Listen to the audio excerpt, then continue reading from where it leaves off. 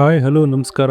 ನಾನು ನಿಮ್ಮ Raghav. Welcome to Raghav talks. ಇವತ್ತು ಸಿನಿಮಾ ಇಂಡಸ್ಟ್ರಿಯಲ್ಲಿ ಒಂದು ದೊಡ್ಡ ಸಂಚಲನ ಮೂಡಿಸಿರೋ ವಿಷಯದ ಬಗ್ಗೆ ಮಾತಾಡೋಣ. ನಮ್ಮ ರಾಕಿಂಗ್ ಸ್ಟಾರ್ ಯಶ್ ಅವರ ಟಾಕ್ಸಿಕ್ ಸಿನಿಮಾ ಪೋಸ್ಟ್ಪೋನ್ ಆಗಿದೆ ಅನ್ನೋದು ಈಗ ಎಲ್ರಿಗೂ ಗೊತ್ತಿರೋ ವಿಚಾರ. ಆದ್ರೆ ಇದರ ಹಿಂದೆ ಇರೋ ಅಸಲಿ ಕತೆ ಏನು, ಹಾಗೆ ಯಶ್ ಅವರ ಆ ರಾವಣನ ಲುಕ್ ಹಿಂದಿರೋ ರಹಸ್ಯ ಏನು ಅಂತೇಳಿ ಈ ವಿಡಿಯೋದಲ್ಲಿ ಡೀಟೇಲ್ ಆಗಿ ಹೇಳ್ತೀನಿ. ಸ್ನೇಹಿತರೆ, ಇವಾಗ ಬಂದಿರೋ ನ್ಯೂಸ್ ಏನಂದ್ರೆ, ಸೋರ್ಸ್ ಗಳ ಪ್ರಕಾರ ಮಾರ್ಚ್ 4ಕ್ಕೆ ಮಾಸ್ಟರ್ ಮೈಂಡ್ ಕ್ರಿಯೇಷನ್ ಆಗ KVN ಅವರು ಒಂದು ಇಂಟರ್ನಲ್ ಕ್ವಾಲಿಟಿ ಸ್ಕ್ರೀನಿಂಗ್ ಮಾಡಿದ್ದಾರೆ. ಇದರಲ್ಲಿ ಯಶ್ ಬಾಸು ಮತ್ತೆ ಡೈರೆಕ್ಟರ್ ಗೀತು ಮೋಹನ್ ದಾಸ್ ಹಾಗೆ ಇನ್ನು ಟಾಕ್ಸಿಕ್ ಟೀಮ್ ನ ಟೆಕ್ನಿಷಿಯನ್ಸ್ ಗಳೆಲ್ಲ ಕುತ್ಕೊಂಡು ಸ್ಕ್ರೀನಿಂಗ್ ಮಾಡಿದ್ದಾರೆ. ಆ ಸ್ಕ್ರೀನಿಂಗ್ ಆದ್ಮೇಲೆ ಅದರಲ್ಲಿ ಕೆಲವು ಸೀನ್ ಗಳಲ್ಲಿ VFX ಕೆಲಸ ಅಷ್ಟೊಂದು ಇಷ್ಟ ಆಗಿಲ್ವಂತೆ. ಹಾಗೆ ಆಡಿಯೋ ಕ್ವಾಲಿಟಿ ಕೂಡ ಪರ್ಫೆಕ್ಟ್ ಆಗಿ ಬಂದಿಲ್ಲ ಅನ್ನೋದು ಅವರ ಫೀಡ್ಬ್ಯಾಕ್. ನಿಮ್ಗೆ ಗೊತ್ತಿದೆ, ತಬಾಹಿ ಸಾಂಗ್ ನ ಮೊದಲು ವಿಡಿಯೋ ಸಮೇತ ರಿಲೀಸ್ ಮಾಡಬೇಕು ಅಂತೇಳಿ ಪ್ಲಾನ್ ಮಾಡಿದ್ರು. ಆದ್ರೆ ಎಡಿಟಿಂಗ್ ಇನ್ನೂ ಪರ್ಫೆಕ್ಟ್ ಆಗಿಲ್ಲ ಅನ್ನೋ ಕಾರಣಕ್ಕೆ ಬರೀ ಆಡಿಯೋ ಮಾತ್ರ ಲಾಸ್ಟ್ ಮೂಮೆಂಟ್ ಅಲ್ಲಿ ಪ್ಲಾನ್ ಮಾಡಿ ಬಿಟ್ಟಿದ್ದಾರೆ. ಈಗ ಕೇಳಿ ಬರ್ತಿರೋ ವಿಷಯ ಏನಪ್ಪಾ ಅಂದ್ರೆ, ಇಡೀ ಸಿನಿಮಾದ ಮೇಜರ್ ಪೋರ್ಷನ್ ಅಂದ್ರೆ ಸುಮಾರು ಸೀನ್ ಗಳನ್ನ ಮತ್ತೆ ರೀ ಎಡಿಟಿಂಗ್ ಕಳಿಸಿದಾರಂತೆ. ಯಾಕಂದ್ರೆ ಯಶ್ ಅವ್ರಿಗೆ ಕಾಂಪ್ರಮೈಸ್ ಆಗೋದು ಇಷ್ಟ ಇಲ್ಲ. ಸೊ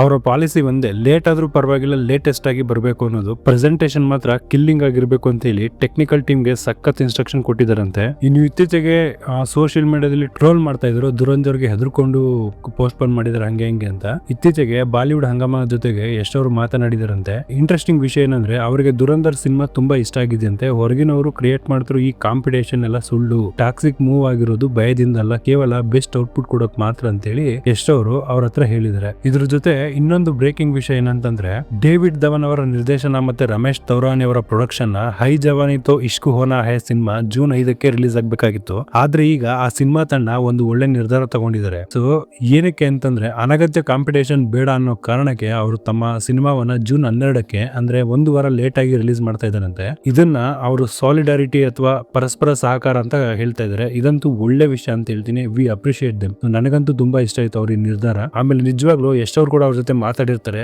ಟಾಕ್ಸಿಕ್ ನ ಹೊಸ ಡೇಟ್ ಅನೌನ್ಸ್ ಮಾಡೋದಕ್ಕೂ ಮುಂಚೆ ಅವ್ರ ಹತ್ರ ಕನ್ಫರ್ಮ್ ಮಾಡ್ಕೊಂಡೆ ಹೊಸ ಡೇಟ್ ಅನೌನ್ಸ್ ಮಾಡಿರ್ತಾರೆ ಅಂತ ನನ್ಗೆ ಅನ್ಸ್ತಾ ಇದೆ. ಇದನ್ನ ನಿಜವಾಗ್ಲೂ ಅಪ್ರಿಶಿಯೇಟ್ ಮಾಡ್ಬೇಕು. ಇಬ್ರು ದೊಡ್ಡ ಪ್ರೊಡ್ಯೂಸರ್ಸ್ ಮತ್ತೆ ಸ್ಟಾರ್ಸ್ ಜೊತೆ ಈ ತರದ ಒಂದು ಅಂಡರ್ಸ್ಟ್ಯಾಂಡಿಂಗ್ ಇರೋದು ಇಂಡಸ್ಟ್ರಿಗೆ ತುಂಬಾ ಒಳ್ಳೇದು ಅಂತ ಹೇಳ್ತೀನಿ. ಯಶ್ ಅವರ ಮರ್ಯಾದೆ ಈ ಒಂದು ನಡೆಯಿಂದ ಬಾಲಿವುಡ್ ನಲ್ಲೂ ಇನ್ನೂ ಜಾಸ್ತಿ ಆಗೋದಂತೂ ಗ್ಯಾರಂಟಿ. ಇನ್ನ ಟಿಪ್ಸ್ ಫಿಲ್ಮ್ ಅವರು ದ ಮಸ್ಟ್ ಹ್ಯಾವ್ ಹಿಟ್ಸ್ ಅಂತಲೇ ಫೇಮಸ್. ಅವರು ಈ ನಿರ್ಧಾರದಿಂದ 2 ಸಿನಿಮಾಗಳಿಗೆ ಒಳ್ಳೆ ಕಲೆಕ್ಷನ್ ಆಗೋಕೆ ದಾರಿ ಮಾಡಿಕೊಟ್ಟಂತಾಗಿದೆ. ಈಗ ಸೋಷಿಯಲ್ ಮೀಡಿಯಾದಲ್ಲಿ ಫ್ಯಾನ್ಸ್ ಗಳು ಅವ್ರದೇ ಆದಂತಹ ಥಿಯರಿಗಳನ್ನ ಮಾಡಕ್ ಸ್ಟಾರ್ಟ್ ಮಾಡಿದ್ದಾರೆ. ಏನಕ್ಕಪ್ಪ ಅಂತಂದ್ರೆ, ರಾಮಾಯಣದಲ್ಲಿನ ಯಶ್ ಅವರ ರಾವಣನ ಪಾತ್ರದ ಮೇಲೆ. ರಾವಣ ಗೋಕರ್ಣದಲ್ಲಿ 10,000 ವರ್ಷ ತಪಸ್ ಮಾಡಿ ವರ ಪಡ್ಕೊಂಡ್ಮೇಲೆ ಕುಬೇರನ ಆಳ್ವಿಕೆಯಲ್ಲಿದ್ದ ತನ್ನ ಲಂಕೆನ ಒಬ್ನೇ ಹೋಗಿ ತನ್ನ ವಶಕ್ಕೆ ಪಡ್ಕೊಳ್ತಾನೆ ಅಂತ ಹೇಳಿ ಪೋಸ್ಟರ್ ನ ನೋಡಿ ಜನ ಅವ್ರಿಗೆ ಆದ ಕಲ್ಪನೆಯಲ್ಲಿ ಒಂದೊಂದು ಥಿಯರಿನ ಮಾಡ್ತಾ ಇದ್ದಾರೆ. ಯಾಕೆಂದ್ರೆ ಇದು ಹಿಂದೂ ಪುರಾಣಗಳ ಪ್ರಕಾರ ರಾವಣ 10,000 ವರ್ಷ ತಪಸ್ನ ಮಾಡಿ ಮತ್ತೆ ವಾಪಸ್ ಹೋಗ್ಬೇಕಾದ್ರೆ ಕುಬೇರನ್ಗೆ ಕೊಟ್ಟೋಗಿರ್ತಾನೆ ತಪಸ್ಗೆ ಹೋಗೋದಕ್ಕಿಂತ ಮುಂಚೆಗೆ. ಅದನ್ನ ವಾಪಸ್ ಪಡ್ಕೊಳ್ಳೋದಕ್ಕೆ ವಾಪಸ್ ಲಂಕೆಗೆ ಹೋಗ್ಬೇಕಾದ್ರೆ ಬರೋ ಸೀನ್ ಆಗಿರ್ಬೋದು ಅಂತ ಈವನ್ ನನಗೂ ಕೂಡ ಹಾಗೆ ಅನಿಸ್ತಾ ಇದೆ. ಅದನ್ನೆಲ್ಲ ಇಷ್ಟು ಕ್ಲಿಯರ್ ಆಗಿ ನೋಡಿದ್ಮೇಲೆ ನೋಡೋಕೆ ತುಂಬಾ ಸ್ಟನ್ನಿಂಗ್ ಆಗಿದೆ. ಹ್ಯಾನ್ಸ್ ಜಮೀರ್ ಅವರ ಮ್ಯೂಸಿಕ್ ಜೊತೆ ಈ ಸೀನ್ ನ ಆ 3D ನಲ್ಲಿ ನೋಡ್ತಾ ಇದ್ರೆ, ಅಷ್ಟು ದೊಡ್ಡ ಸ್ಕ್ರೀನ್ ಅಲ್ಲಿ ನೋಡ್ತಾ ಇದ್ರೆ ನಿಜವಾಗ್ಲೂ ಮೈ ಕೂದಲು ನಿಂತ್ಕೊಳ್ಳೋದಂತೂ ಗ್ಯಾರಂಟಿ ಅಂತಾನೆ ಹೇಳ್ತೀನಿ. ನಾನಂತೂ ತುಂಬಾ ಎಕ್ಸೈಟಿಂಗ್ ಆಗಿದ್ದೀನಿ ಈ ಒಂದು ಸೀನ್ ನ ಥಿಯೇಟರ್ ನಲ್ಲಿ ನೋಡೋದಕ್ಕೆ.